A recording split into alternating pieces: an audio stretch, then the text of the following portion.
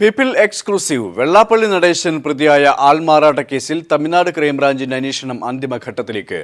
ജാമ്യമില്ലാ വകുപ്പ് പ്രകാരം എഫ്ഐആർ രജിസ്റ്റർ ചെയ്ത കേസിന്റെ അഡീഷണൽ റിപ്പോർട്ട് ഉടൻ തിരുനെൽവേലി മജിസ്ട്രേറ്റിന് സമർപ്പിക്കും. SNDP യോഗത്തിന്റെ പേരിൽ തമിഴ്നാട്ടിലെ തെങ്കാശി ജില്ലയിൽ എഞ്ചിനീയറിംഗ് കോളേജ് ആരംഭിക്കുന്നതിനായി ഭൂമി വാങ്ങിയതുമായി ബന്ധപ്പെട്ട് നടന്ന ക്രമക്കേടുകളിലെ അന്വേഷണമാണ് അന്തിമഘട്ടത്തിലേക്ക് നീങ്ങുന്നത്.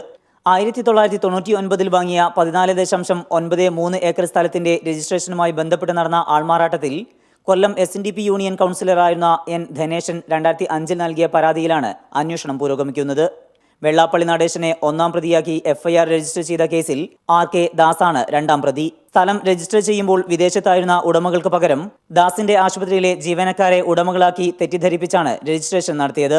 ദാസിന്റെ ബന്ധുക്കളും സ്ഥല ഉടമകളുമായ തൃശൂർ സ്വദേശികൾ ഈ സമയത്ത് വിദേശത്തായിരുന്നുവെന്നത് ഇവരുടെ പാസ്പോർട്ട് പരിശോധിച്ച് ക്രൈംബ്രാഞ്ച് ഉറപ്പുവരുത്തിയിട്ടുണ്ട്. ശ്രീനാരായണ ധർമ്മവിധി സംസ്ഥാന വൈസ് ചെയർമാൻ KK പുഷ്പാങ്കദൻ.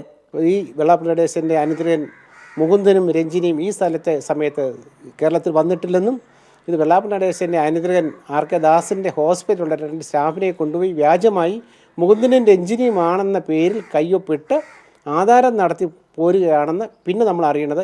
ആൾമാറാട്ടം നടത്തുകയും സാമ്പത്തിക ലാഭം ഉണ്ടാക്കാൻ വേണ്ടി ഫോർജറി കൃത്രിമ രേഖ ചമച്ചതായും വളരെ വ്യക്തമായി ആ FIRനകത്ത് എഴുതിയിട്ടുണ്ട്. കേസ് വെള്ളാപ്പള്ളി നടേശൻ ശിക്ഷിക്കപ്പെടും എന്നതിനാണ് ഞങ്ങൾക്ക് വിശ്വാസമുള്ളത്. സാമ്പത്തിക നേട്ടമുണ്ടാക്കാൻ SNDPയുടെ പേരിൽ കൃത്രിമ രേഖ ചമച്ച് ആൾമാറാട്ടം നടത്തിയ കേസിൽ ജാമ്യമില്ലാ വകുപ്പുകളാണ് എടുത്തിട്ടുള്ളത്. അന്വേഷണ റിപ്പോർട്ട് വൈകാതെ തിരുനെൽവേലി കോടതിയിൽ സമർപ്പിക്കും.